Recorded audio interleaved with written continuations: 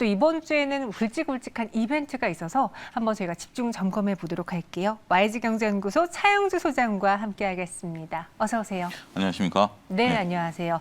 이번 주 한미 정상회담 정말 우리가 이 뉴스를 어떻게 봐야 될까? 주식시장에서도 많은 분들이 공부를 하고 찾아봤더니 네. 반도체가 한 축에 있고 한 축에는 백신이 있었어요. 네. 오늘 또 백신 관련주들이 뜨거워서 그런데 바이든 정부와 함께 이야기가 나온 한미 백신 스왑 이거 어떤 내용이죠? 그러니까요. 지금 현재 우리나라 같은 경우 백신이 정부에서는 좀 여유가 있다라고 얘기는 하고는 있습니다만 한 측에서는 지금 약간의 좀 불안감을 좀 나타내고 있죠. 백신에 대한 어떤 서로 간의 선호도가 바뀌고 있는 상황이기 때문에 현재 지금 우리나라 같은 경우 약 8% 정도 백신 접종률을 좀 보여주고 있습니다. 정부가 다시 박차를 가하고는 있습니다만 아직까지 갈 길이 멀죠. 하지만 미국 같은 경우 이미 40%가 넘는 백신 접종률을 보이고 있는 상황에서 백신 수급까지도 여유가 생기는 상황이죠. 따라서 바이든 행정부가 미국에서 현재 접종을 하고 있는 3가지 백신에 대해서 해외 수출을 승인하겠다라고 지금 현재 얼마 전에 밝혔습니다. 이러한 것들 때문에 지금 우리나라 현재 지금 SK가 지금 그 화이자 백신을 만들고 있지 않습니까? 따라서 그러한 부분들 때문에 미리 지금 미국에서 수출한다라고 하는, 그러니까 구체적으로 그러니까 수량 판명이 됐습니다만 어느 나라에 언제 하겠다라는 것은 밝혀지지 않고 있는데 이번에 한미 정상회담을 토대로 해서 우리가 그냥 받아오는 것이 아니라 일단 미리 받아와서 쓰고 우리가 생산해내는 것을 바탕으로 해서 지금 삼성도 준비를 하고 있으니까 생산을 해서 나중에 물건으로 갚겠다. 그러니까 서로 물건을 빌려와서 물건으로 갚겠다라는 스와프를 우리가 지금 현재 외교부에서도 부인하고 있지 않는 상황이기 때문에 논의 중에 있는 것으로 보여지고 있고요.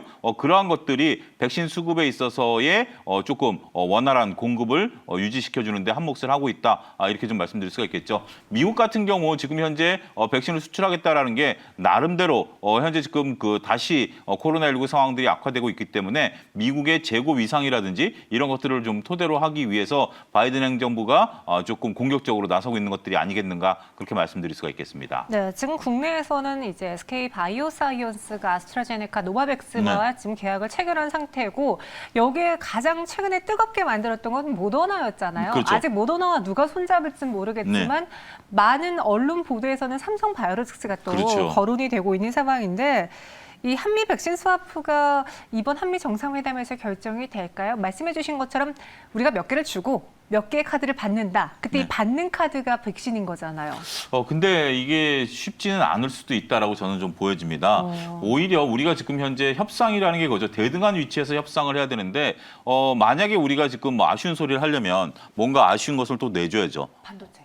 반도체일 수도 있고요. 북한 문제일 수도 있고요. 중국 문제일 수도 있고요. 우리가 단순하게 백신과 반도체 부분들인데 반도체도 참 애매합니다. 삼성이 지난번에 첫 번째 불려 들어갔을 때 차량용 반도체 얘기를 듣고 왔는데 이건 삼성급이 아닙니다. 그러니까 대기업이 만들 수 있는 것들이 아니라 그 밑에 단에 있는 기업들이 만들 수 있는 급이기 때문에 삼성이 차량용 반도체를 만들지는 않을 것으로 보여지고요.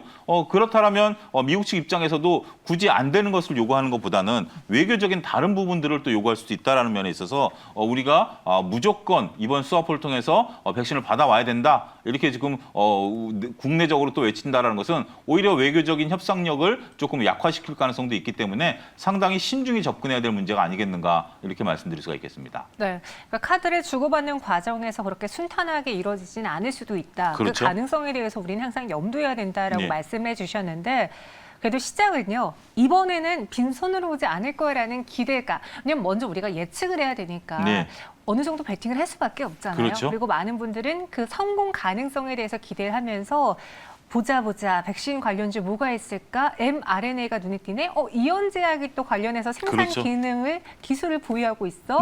그러면서 지금 4거래, 5거래째 연일해서 계속 사들이고 있는 상황이거든요. 이연제약은 어때요? 그렇죠. 이연제약 같은 경우 지금 현재 제가 그 점심 시간만 하더라도 윗꼬리를 달면서 조금 조정폭을 보이는 모습들을 보였습니다만 다시 지금 상승 흐름들을 좀 보이고 있으면서 다시 지금 주가가 움직이고 있죠. 단지 부담스러운 것은 거래량입니다. 거래량이 시장이 분출하면서 아직까지 이제 1시간 남짓 남았는데요. 지금 오후까지 이 정도의 모양들을 좀 지켜준다라면 추가적인 상승은 가능할 것으로 보여집니다. 하지만 이연제약 같은 경우 이제 원료, 백신에 대한 원료라는 거, 그다음에 치료제에 대한 원료를 만드는 부분들이기 때문에 아직까지 뚜렷하게 얼마만큼 이런 것들이 공급 라인에 대해서 지금 이제 공장을 증설하지 않았습니까? 증설에 따른 수익 효과는 있긴 하겠습니다만 이렇게 드라마틱하게 주가가 움직일 가능성에 대해서는 다소 조금 고민이 필요한 시점이다라고 말씀드릴 수가 있겠습니다. 지금은 따라가기가 쉽지 않을 것으로 보여집니다. 일단 시간을 좀 두고요. 만약에 3시 넘어서까지 이 정도 상태라면 또 목요일을 보고 베팅을 하실 수가 있겠습니다만 만약에 힘이 좀 빠지게 된다라면 보유하고 계신 분들 입장에서는 차익을 실현하시는 것도 좋은 전략이 될 수도 있다. 거래량이 부담된다라는 거 꼭 염두에 두셔야 된다고 말씀드릴 수가 있겠습니다. 이연제약의 경우에는 거래량을 필히 체크해 봐야겠습니다. 근데 시장에서 왜 백신 중에서도 mRNA가 가장 뜨거우냐? 네. 전 세계적으로 쓰는 그 많은 백신 중에서 모더나랑 화이자의 그 안정성 그리고 그렇죠. 효능에 대해서 많은 분들이 공감하기 때문에 그 백신의 기본 원료인 mRNA 기술에 많은 분들이 주목하는 거잖아요. 그래서 보니까 K바이오 연합군 진용도 짜였다고 해요. 우리 손으로 mRNA를 개발하기 위해서 에스티팜, 뭐 한미사이언스, 제넥신 이런 컨소시엄이 구성됐다라는 뉴스가 나오면서 또 관련주들이 뜨겁더라고요. 근데 그런 것들이 지금 현재 당장 우리나라의 국익을 위해서라든지 아니면 앞으로 향후 나가야 될 방향에 대해서는 고무적이다라고 말씀드릴 수가 있겠는데 한편으로 생각할 때는 이미 지금 선진국들이 그런 것들을 개발을 해서 우리가 지금 그 선진국 백신을 접종을 지금 하고 있는 상황이고 우리나라도 대규모 백신이 좀 들어와 있는 상황 아니겠습니까? 네. 우리가 이제 궁극적으로는 만들어내야 되겠죠. 이게 지금 뭐 우리나라 그 질병관리본부에서도 얘기했다시피 코로나19 백신이 완전히 사라지지는 않는 부분들이기 때문에 매년 독감 백신처럼. 예, 네. 맞아야 되는 부분들에 시간을 두고 개발을 할 수 있는 부분들이지만 당장 지금 우리의 어떤 뭐 게임 체인저가 될 가능성은 그렇게 높지 않다. 그리고 글로벌리 공식적인 안전성이라든지 그 원료가 들어가는 건 사실입니다만 그 원료를 갖고 의약품을 만들어내는 것은 또 별개의 문제거든요. 그런 부분들을 감안하게 된다면 지금은 일종의 테마적인 성격이 강하지 실질적으로 이런 것들이 물건을 만들어내고 우리가 그 수익을 나타내는 부분들 이런 부분들까지는 물리적인 시간이 좀 다소 많이 걸릴 수도 있다. 이렇게 인정을 해야 될 것 같습니다. 네, 긴 방향으로 봐야 되는, 긴 시선으로 봐야 되는 뉴스인 것 같다. 그러면은 백신이 우리나라로 들어와서 지금 계속 유통되고 접종받고 있잖아요. 그렇습니다. 그 과정에서 꼭 필요한 콜드체인 관련주, 이 신바이오는 어때요? 콜드체인도 이렇게 생각을 하셔야 됩니다. 우리가 왜 2가지 백신을 가지고 하느냐. 근데 지금 많은 국민들이 선호도가 갈리고 있지 않습니까? 네. 화이자 백신에 대한 선호도가 높은데 왜 화이자 백신을 요양원이라든지 아니면 일부 취약계층이라든지 아니면 병의원에서 왜 화이자 백신을 취급을 안 하느냐. 왜 대형 병원만 화이자 백신을 취급하느냐라는 건데 이건 바로 비용 문제에 있습니다. 지금 화이자 백신을 취급하기 위해서는 일신바이오를 필두로 한 이 콜드체인과 관련된 냉장고 시설이 있어야 돼요. 근데 일단은 병의원급에서 이번 걸 쓰기 위해서 이런 것들을 구매한다? 쉽지 않습니다. 물론 일신바이오가 실적이 좋게 나왔습니다.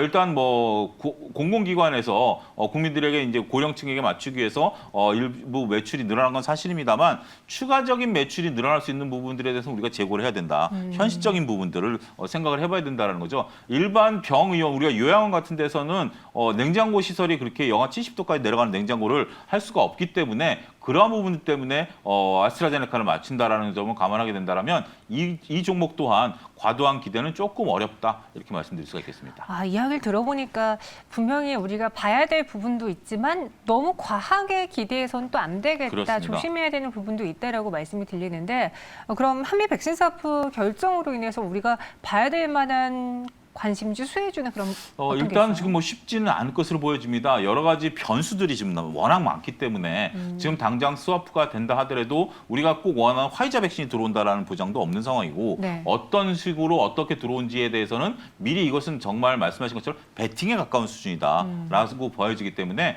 그런 종목들은 우리가 금요일 날 저녁 되면 나름대로 뉴스 플로우가 나타날 것으로 보여지기 때문에 그것은 주말에 결정하셔도 되지 않겠는가. 미리 너무 선점하려고 하는 것들도 조금 조심스럽다. 이렇게 좀 정리를 해드릴 수가 있겠습니다. 네, 차영주 수장님은 이번 백신 스와프 관련해서 보수적인 입장 제시해 주셨습니다. 우리가 뉴스를 확인하고 그때 매수해보는 것도 늦지 않을 것이다 라고 개인적인 전략 세워드렸으니까요. 참고해 보시길 바랄게요. 지금까지 차영주 수장과 함께했습니다. 고맙습니다. 감사합니다.